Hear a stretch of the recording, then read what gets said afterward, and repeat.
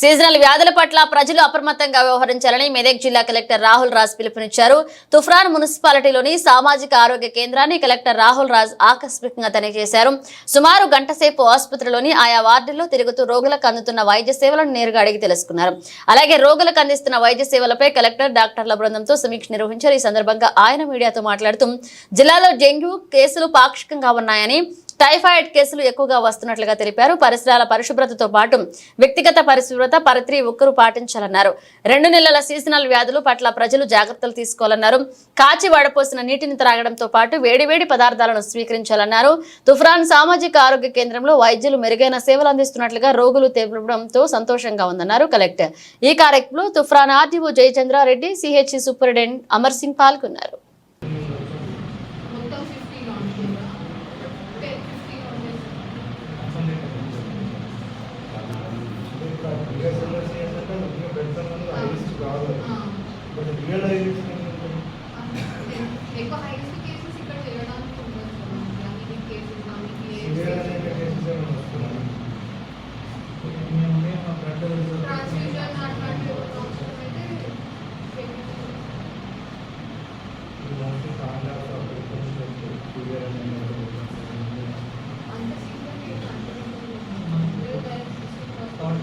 Screening అయిన తర్వాత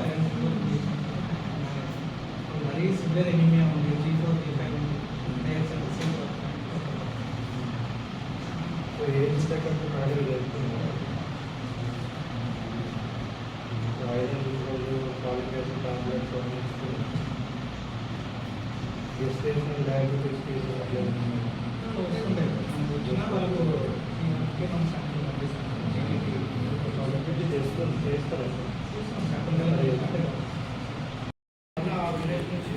ఇంకో కేసు రావచ్చు.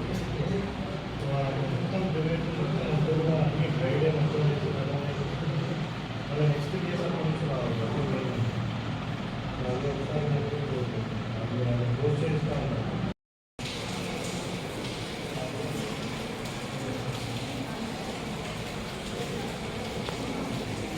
సర్వీస్ కూడా చాలా బాగుందనేసి మెచ్చుకుంటూ ఉన్నారు వాళ్ళు. సో ఒకటి ఏంటంటే టైఫాయిడ్ కేసెస్ అవి వస్తున్నాయి కాబట్టి మీడియా ద్వారా కూడా పబ్లిక్కి విజ్ఞప్తి చేయడం ఏంటంటే కంపల్సరీగా టైఫాయిడ్ మోస్ట్లీ కూడా మనకి వాటర్ కంటామినేషన్ వల్ల, సో వ్యక్తిగత పరిశుభ్రత అనేది కూడా చాలా ఇంపార్టెంట్, హైజీన్ మెయింటెనెన్స్ అనేది చాలా ఇంపార్టెంట్. సో దానివల్ల కూడా వచ్చే ఛాన్సెస్ ఉంటాయి. సో మీరు ఏ నీళ్ళు తాగినా కానీ, సో మనం మిషన్ భగీరథ వాటర్ తాగినా, లేకపోతే మీరు కొద్దిమంది మినరల్ వాటర్ మేము సపరేట్గా తెచ్చుకొని తాగుతున్నాం అంటున్నారు కానీ, సో అటువంటి కేసెస్లో కూడా మనకి ఎక్కడ కంటామినేషన్ అవుతుంది అనేది కూడా కొద్దిగా డౌట్ఫుల్ ఉంటుంది. సో బెటర్ థింగ్ ఏంటంటే మనము కంపల్సరీగా వాటర్ని ఎప్పుడన్నా కానీ బాయిల్ చేసుకొని, సో ఫిల్టర్ చేసుకొని తాగడము అందరికీ కూడా శ్రేయస్కరం. సో ఈ 2 months మనకు తర్వాత ఏమంత పెద్ద ప్రాబ్లం ఉండదు. ఈ ఆగస్ట్ 1, సెప్టెంబర్ 1 కొద్దిగా వాటర్ తాగేటప్పుడు రైనీ సీజన్ ఉంది కాబట్టి కొద్దిగా బాయిల్ చేసుకొని ఫిల్టర్ చేసుకొని తాగితే సో ఏ విధమైన వాటర్ కంటామినేషన్ అవి ఉండడానికి కూడా ఆస్కారం ఉండదు.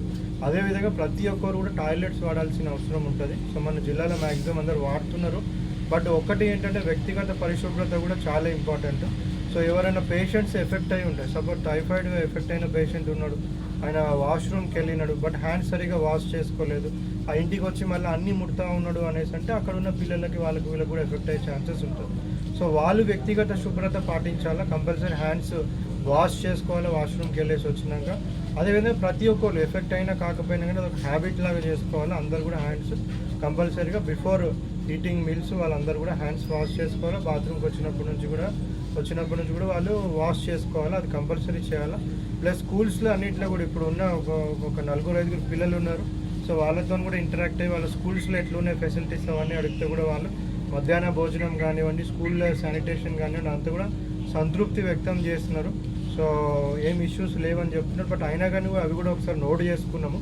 సో అక్కడ కూడా కన్సర్న్డ్ మండల్ స్పెషల్ ఆఫీసర్స్తో కూడా ఒకసారి మళ్ళీ రీవెరిఫై చేపిస్తాము. అక్కడ కూడా ఏమన్నా ప్రాబ్లం ఉంటే కూడా అవన్నీ కూడా రెక్టిఫై చేస్తాము.